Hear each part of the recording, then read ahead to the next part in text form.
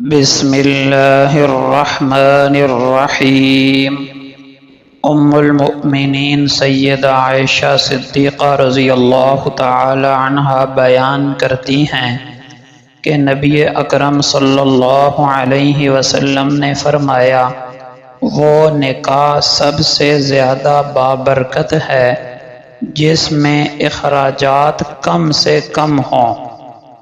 اس حدیث سے معلوم ہوا کہ نکاح میں طاقت سے بڑھ کر صرف لوگوں کے دکھاوے کے لیے بہت زیادہ حق مہر مقرر کرنا اور معاشرے میں پھیلے ہوئے رسم و رواج کو پورا کرنے کے لیے پیسہ ضائع کرنے سے نکاح کی ساری برکتوں سے محرومی ہو جائے گی۔ حضرت انس رضی اللہ عنہ بیان کرتے ہیں کہ رسول اللہ صلی اللہ علیہ وسلم نے فرمایا، جس نے میرے صحابہ کو برا بھلا کہا، اس پر اللہ کی، فرشتوں کی اور سارے ایماندار لوگوں کی لعنت ہے۔ اللہ اس کے فرض یا نفل عبادت قبول نہیں فرمائے گا۔ حضرت ابو ہریرہ رضی اللہ عنہ سے روایت ہے کہ رسول اللہ صلی اللہ علیہ وسلم نے فرمایا، نماز میں جہاں پہنچ کر بندہ اپنے رب سے سب سے زیادہ قریب ہو جاتا ہے، وہ اس حالت میں ہوتا ہے جب کہ وہ سجدہ میں پڑا ہوا ہو۔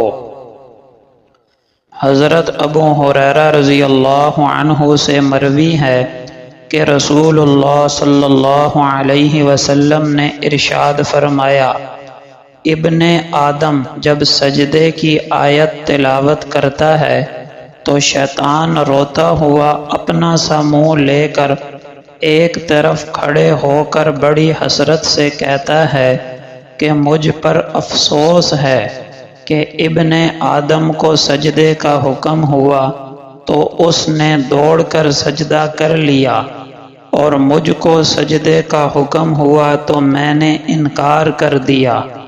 نتیجہ یہ نکلا کہ اس کے لیے جنت مقدر ہو گئی اور میرے حصے میں دوزخ آ گئی۔ حضرت ابو موسیٰ رضی اللہ عنہ بیان کرتے ہیں کہ نبی اکرم صلی اللہ علیہ وسلم نے ارشاد فرمایا، نیک ساتھی اور برے ساتھی کی مثال خوشبو بیچنے والے اور لوہار کی طرح ہے۔ خوشبو بیچنے والا یا تو تمہیں خوشبو لگا دے گا یا تم اس سے خرید لوگے، یا پھر تم وہاں بیٹھے عمدہ خوشبو سونگھتے رہو گے، جبکہ لوہار یا تو تمہارے کپڑے جلا دے گا یا پھر تم وہاں بیٹھے بدبودار دھواں سونگھتے رہو گے۔ فائدہ: انسان پر اس کی اچھی یا بری صحبت کا کچھ نہ کچھ اثر ضرور ہوتا ہے، لہٰذا بہت سوچ سمجھ کر اپنے ہم نشین اور دوستوں کا انتخاب کرنا چاہیے۔ حضرت ابو ہریرہ رضی اللہ عنہ سے مروی ہے کہ رسول اللہ صلی اللہ علیہ وسلم نے ارشاد فرمایا، حضرت موسیٰ علیہ السلام انتہائی باحیا اور پردہ رکھنے والے شخص تھے۔ ان کی حیا کی وجہ سے جسم کا کوئی حصہ نہیں دیکھا جا سکتا تھا۔ بنی اسرائیل میں سے کئی لوگوں نے انہیں تکلیف دی، وہ کہتے کہ موسیٰ علیہ السلام یہ پردہ اپنے جسم کے کسی عیب، برص، خصیتین پھولنے کی بیماری یا کسی اور تکلیف کی وجہ سے کرتے ہیں۔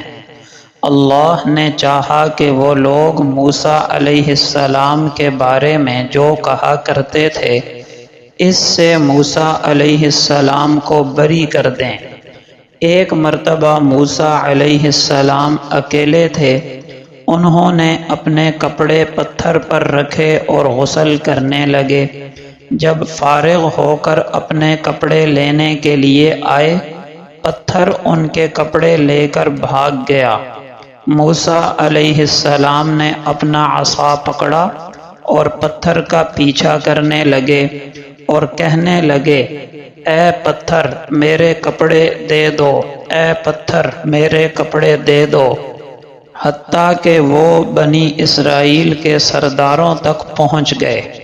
انہوں نے آپ کو برہنہ حالت میں اللہ کی حسین ترین خلقت یعنی بناوٹ میں دیکھا، اور اللہ تعالی نے ان کی باتوں سے موسیٰ علیہ السلام کو بری کر دیا۔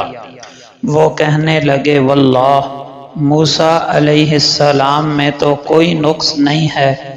پتھر رک گیا۔ انہوں نے اپنے کپڑے لے کر پہن لیے اور پتھر کو اپنے عصا سے مارنے لگے۔ اللہ کی قسم، موسیٰ علیہ السلام کے مارنے کی وجہ سے پتھر پر 3 یا 4 یا 5 نشانات پڑ گئے۔ یہ اللہ تعالیٰ کے اس فرمان کی تفسیر ہے۔ سورہ احزاب آیت نمبر 69۔ اے ایمان والو، ان لوگوں کی طرح نہ ہو جاؤ جنہوں نے موسیٰ علیہ السلام کو تکلیف پہنچائی، تو اللہ تعالیٰ نے ان کی بات سے موسیٰ علیہ السلام کو بری کر دیا، اور وہ اللہ کے ہاں وجاہت والے ہیں۔ فائدہ: بنی اسرائیل میں اس وقت سب کے سامنے برہنہ حالت میں غسل کرنے کو معیوب نہیں سمجھا جاتا تھا، جبکہ موسیٰ علیہ السلام انتہائی باحیا تھے۔ وہ پردے میں غسل کرتے تھے تو بنی اسرائیل نے ان پر جسمانی خرابی کا الزام لگایا۔ اللہ پاک انبیاء علیہم السلام کو بہترین خلقت پر پیدا کرتے ہیں، ان میں کوئی جسمانی خرابی اور عیب بھی نہیں ہوتا۔ چنانچہ اللہ پاک نے اپنے جلیل القدر پیغمبر سے اس الزام کو مذکورہ واقعہ کے ذریعے دور کر دیا۔ حضرت ابو ذر غفاری رضی اللہ عنہ سے روایت ہے، کہتے ہیں کہ میں ایک دن حضور صلی اللہ علیہ وسلم کی خدمت میں پہنچا تو آپ اس وقت سفید کپڑا اوڑھے ہوئے سو رہے تھے۔ پھر کچھ دیر بعد میں حاضر ہوا تو آپ بیدار ہو چکے تھے۔ اس وقت آپ نے فرمایا، جو کوئی بندہ لا الہ الا اللہ کہے اور پھر اسی پر اس کو موت آ جائے تو وہ جنت میں ضرور جائے گا۔ حضرت ابو ذر کہتے ہیں، میں نے عرض کیا، اگرچہ اس نے زنا کیا ہو اور اگرچہ اس نے چوری کی ہو؟ آپ صلی اللہ علیہ وسلم نے فرمایا، ہاں، اگرچہ اس نے زنا کیا ہو اور اگرچہ اس نے چوری کی ہو۔ حضرت ابو ذر کہتے ہیں، میں نے پھر عرض کیا، اگرچہ اس نے زنا کیا ہو اور اگرچہ اس نے چوری کی ہو؟ آپ صلی اللہ علیہ وسلم نے پھر فرمایا، ہاں، اگرچہ اس نے زنا کیا ہو اور اگرچہ اس نے چوری کی ہو۔ حضرت ابو ذر کہتے ہیں، میں نے پھر تعجب سے عرض کیا کہ یا رسول اللہ، لا الہ الا اللہ کی شہادت دینے والا جنت میں ضرور جائے گا، اگرچہ اس نے زنا کیا ہو اور اگرچہ اس نے چوری کی ہو؟ آپ صلی اللہ علیہ وسلم نے پھر ارشاد فرمایا، اگرچہ اس نے زنا کیا ہو اور اگرچہ اس نے چوری کی ہو۔ ابو ذر کی ناک خاک آلود ہو، یعنی اگرچہ ابو ذر نہ بھی چاہے پھر بھی ایسا آدمی جنت میں جائے گا۔ فائدہ: اس حدیث سے معلوم ہوا کہ جو شخص اس دین توحید پر صدق دل سے ایمان رکھتا ہوگا وہ ضرور جنت میں جائے گا۔ اب اگر بالفرض ایمان کے باوجود اس نے گناہ بھی کیے ہوں گے، تو اگر کسی وجہ سے وہ معافی کا مستحق ہوگا تو اللہ تعالی گناہوں کو معاف فرما کر بغیر کسی عذاب ہی کے اس کو جنت میں داخل کر دیں گے، اور اگر وہ معافی کا مستحق نہ ہوگا تو گناہوں کی سزا پانے کے بعد وہ جنت میں جا سکے گا۔ بہرحال دین اسلام پر صدق دل سے ایمان رکھنے والا ہر شخص جنت میں ضرور جائے گا، اگرچہ دوزخ میں گناہوں کی سزا بھگتنے کے بعد ہی جائے۔